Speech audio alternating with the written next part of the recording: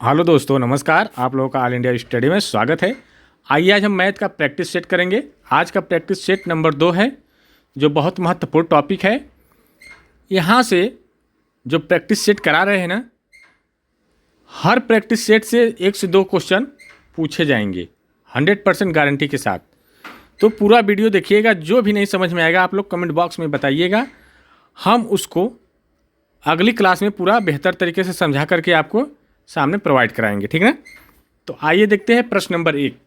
कर रहा है संख्या 4,57,892 में 7 के स्थानीय मान और 8 के जातीय मान का अंतर क्या है।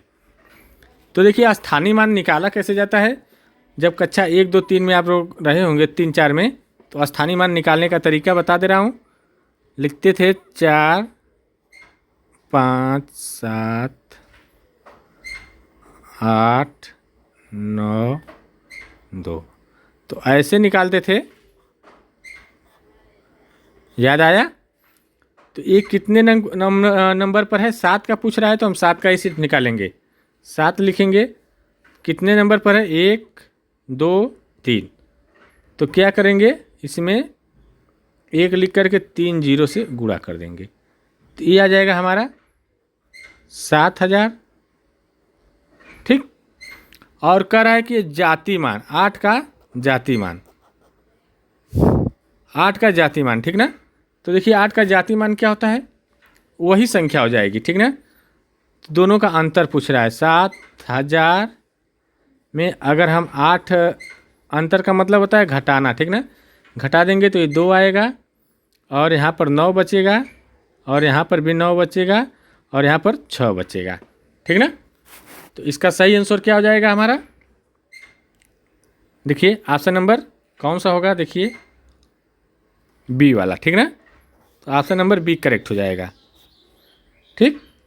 आइए प्रश्न नंबर दूसरा देखेंगे। आया समझ में? कुछ नहीं करना है, बस 7 का स्थानीय मान पूछ रहा है, तो कितने स्थान पर है और उसके पीछे कितनी संख्या है, उसको क्या करेंगे, उतना जीरो लिख लेंगे, ठीक ना। और जाति मान वही होता है, जो है संख्या रहेगी वही जाति मान होगा। यहाँ पर अंतर पूछ रहा है, अंतर पूछ रहा है, तो उसमें से क्या करेंगे, घटा देंगे। और योग पूछता तो वही संख्या जो है, इसी संख्या 8 को जोड़ देती। लेकिन यहाँ अंतर पूछ रहा है, तो अंतर का मतलब होता है घटाना, ठीक ना। आइए प्रश्न नंबर 2 देखते हैं। प्रश्न नंबर 2 है, यदि 31x, ये क्या यक्स है, ठीक ना, गुणा मत मान लीजिएगा, यह यक्स है, ठीक ना। 31x और 5 में 5 है, कह रहा है 9 से पूर्णतः विभाजित है, तो यक्स का मान पूछ रहा है। इसमें क्या लिखे, यक्स की जगह क्या रखे जो 9 से पूर्ण रूप से विभाजित हो जाए, ठीक ना।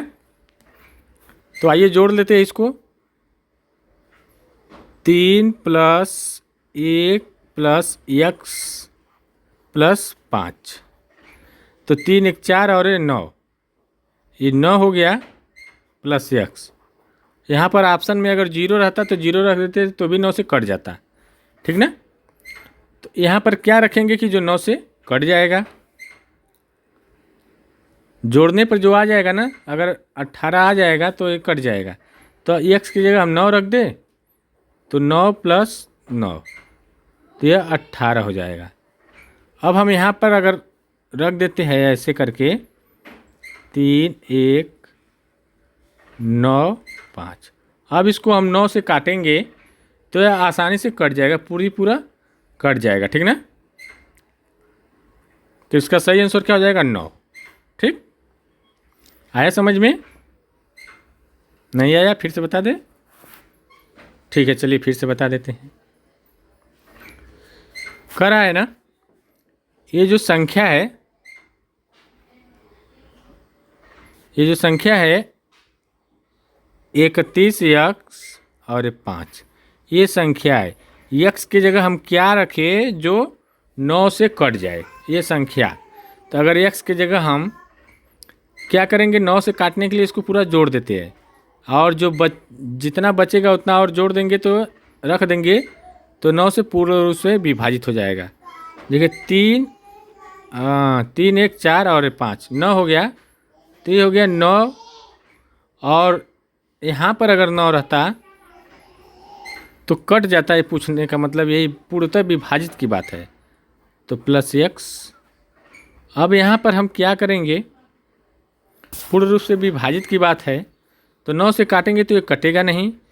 अगर यहीं पर हम 9 प्लस x की जगह 9 रख करके अगर 9 से काटे तो 9 9 18 हो जाएगा। 2 बार में ये 18 कट जाएगा, ठीक ना।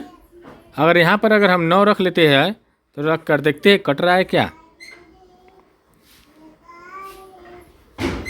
हम 9 से भाग देंगे तो 9 त्रिक 27, बचा क्या 4,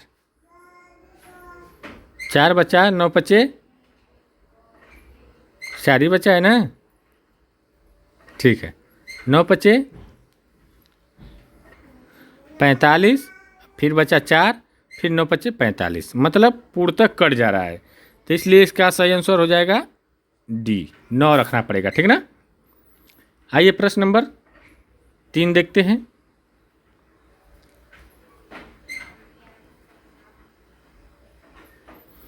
कह रहा है 2 सअभाज्य संख्याओं का महत्तम समापवर्तक क्या होता है, हमेशा क्या होता है।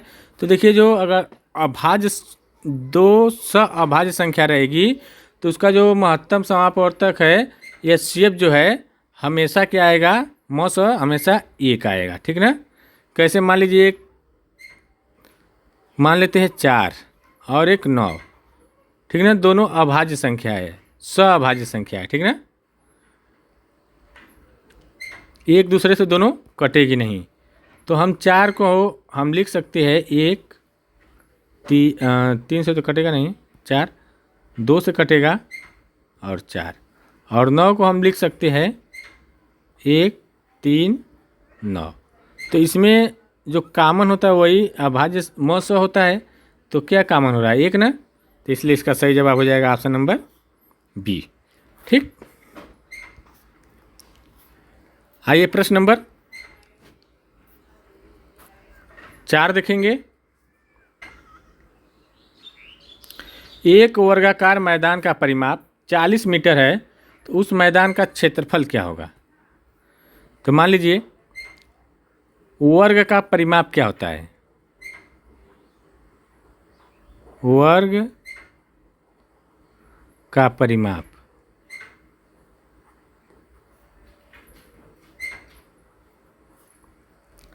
चार गुणे भुजा, ठीक। तो परिमाप दिया है 40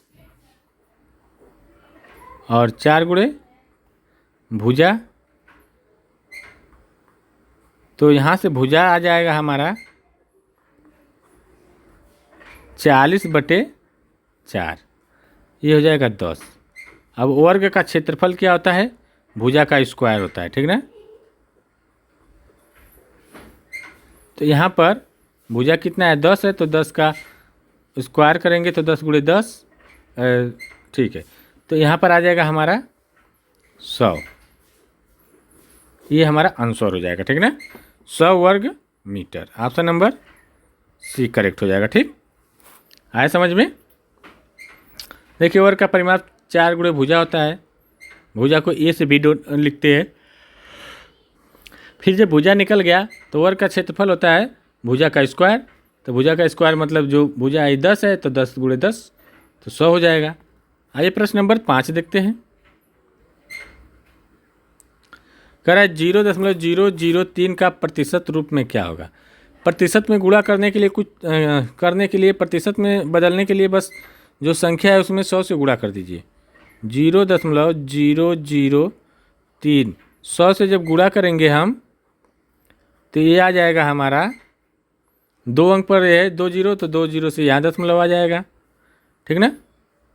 तो ये हो जाएगा 0.3%, ठीक ना। आइए प्रश्न नंबर 5 हो गया। 6वां देखेंगे। जो भी नहीं समझ में आएगा आप लोग कमेंट बॉक्स में ज़रूर लिखकर बताइए ताकि हम उसको आप लोगों को अगली वीडियो में हम उसको जो भी नहीं समझ में आया उसको समझा सके, या आपके कमेंट बॉक्स में हम उसको एक छोटी सा क्लिप बनाकर वीडियो डाल देंगे, वहाँ से आप लोग देख लीजिएगा कि कहाँ नहीं समझ में आया है। प्रश्न नंबर 6 है, किसी त्रिभुज के दो कोण 60 अंश और 70 अंश है, तो तीसरा कोण क्या होगा। देखिए त्रिभुज के तीनों कोणों का मान कितना होता है, 180 अंश होता है। मान लीजिए ए बी और सी, तीनों कोणों का मान 180 अंश होता है। तो इसको मान लीजिए ए है और इसको मान लीजिए बी, सी निकालने की बात कर रहा है। तो हो जाएगा 60 प्लस 70 प्लस सी बराबर 180। तो सी बराबर हो जाएगा 180 माइनस, ये जब इधर जाएगा तो माइनस 7 और 6 13, 130 हो जाएगा, ठीक ना।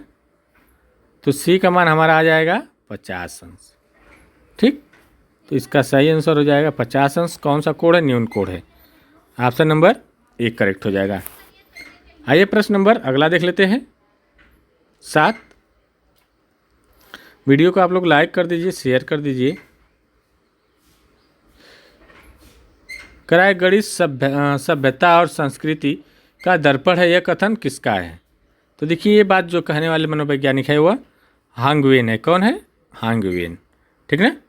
कौन है, हांग वेन। आइए प्रश्न नंबर अगला देख लेते हैं।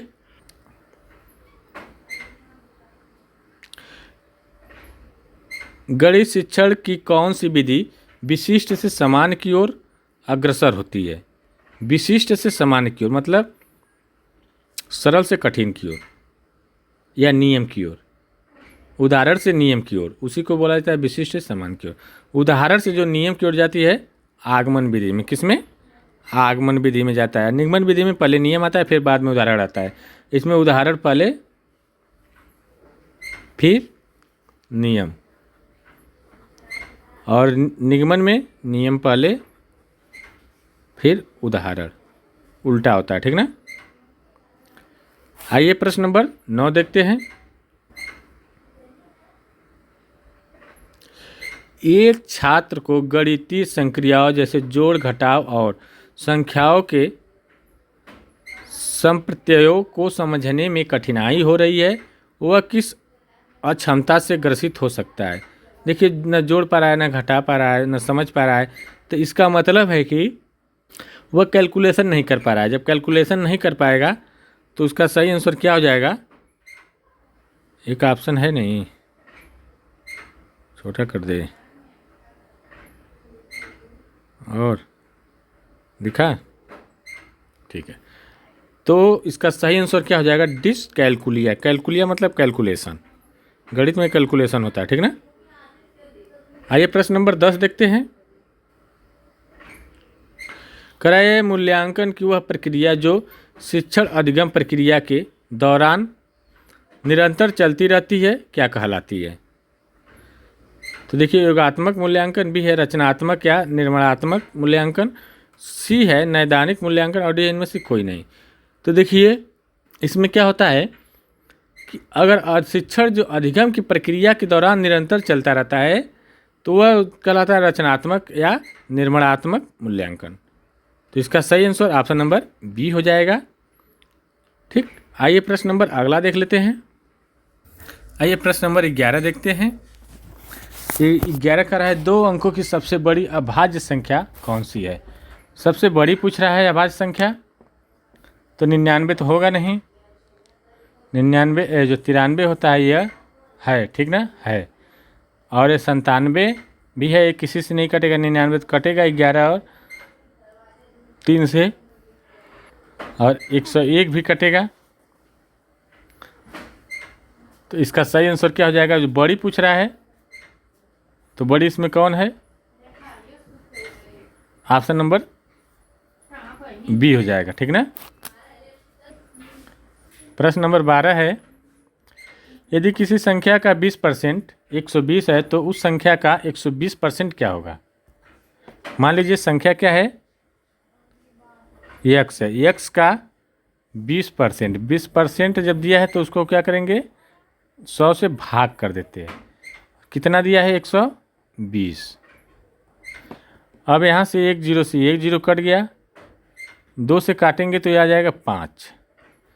तो x बटे 5 बराबर 120। अभी 5 का इधर जाकर गुणा हो जाएगा तो x का मान आ जाएगा हमारा 600। अब कह रहा है कि इस 600 का 120%, ठीक ना, 600 का 120%। तो हम लिखेंगे 600 गुणे 120 बटे 100। 1 जीरो से 1 कटेगा, 1 जीरो से 1 कटेगा, 12 छक 72, 720 इसका सही आंसर आएगा। ऑप्शन नंबर डी करेक्ट हो जाएगा, ठीक ना। देखिए क्या करेंगे, x है, मान लेंगे वो संख्या क्या है, x है, x का 20%, 20 बटे 100, परसेंटेज को हटाने के लिए 100 से भाग कर देंगे, और उसका कितना 120 है तो 120 कर दिए, तो कुल संख्या x का मान निकल के आ गया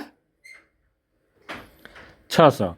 अब 600 का 120% का रहा है तो 120, 600 गुणे 120 बटे परसेंटेज को हटाने के लिए 100 से भाग करते हैं, भाग कर दिए, ठीक ना। फिर आ जाएगा काटने के बाद 720। आइए प्रश्न नंबर अगला देख लेते हैं।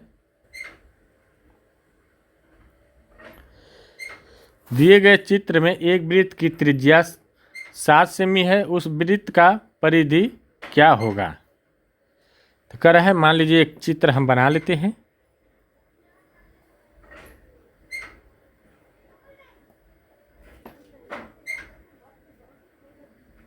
दिखा, ठीक है, मान लीजिए एक हम वृत्त बना लेते हैं, ठीक, और कह रहे इसकी जो त्रिज्या है यह जो है 7 सेमी है। कितना है, यह 7 है, ठीक ना, यह 7 है, यहाँ से यहाँ तक की दूरी कितना है, 7 सेंटीमीटर है। तो कह रहा है कि परिधि क्या होगा, वृत्त की परिधि क्या होता है, परिधि बराबर होता है 2 पाई r।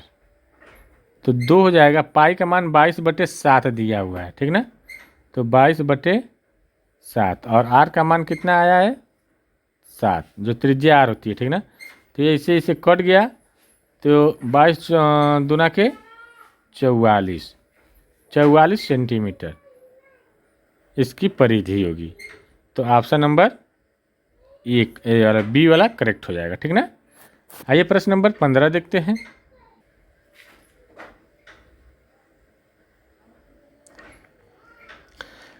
रेखा गणित की दीवार पर चित्र या आकृतियाँ देखकर समझना वैन हिले के ज्यामितीय चिंतन के किस स्तर के अंतर्गत आता है।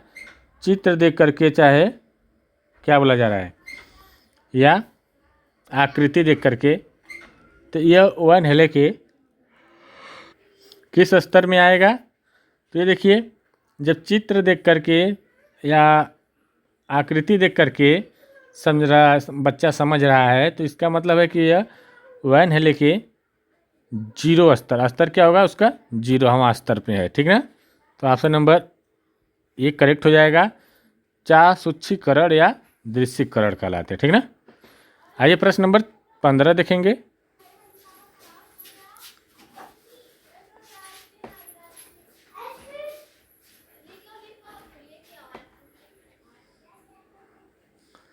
कह रहा है कि गणित में त्रुटियों की एक महत्वपूर्ण भूमिका है, यह कथन है गलत है, क्योंकि गणित की त्रुटियों की कोई गुंजाइश नहीं होती। तो ऐसे क्यों नहीं होती है, तो इसलिए गलत हो गया।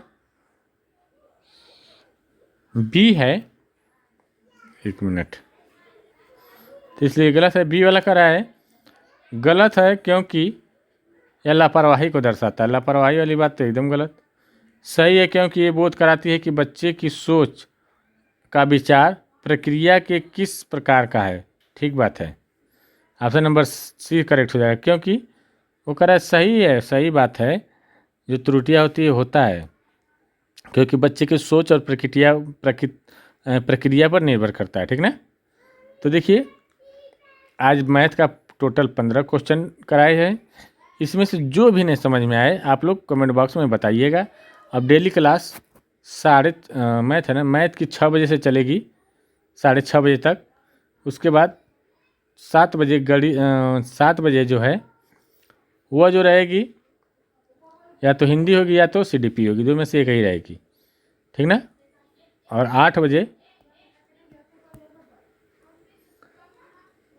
या तो हिंदी या तो सीडीपी, दोनों में से कोई एक रहेगी। चाहे हिंदी आएगी पहले तो सीडीपी बाद में आएगी, सीडीपी आएगी तो हिंदी आएगी। और 9 बजे एसएसटी का क्लास चलेगा, ठीक ना।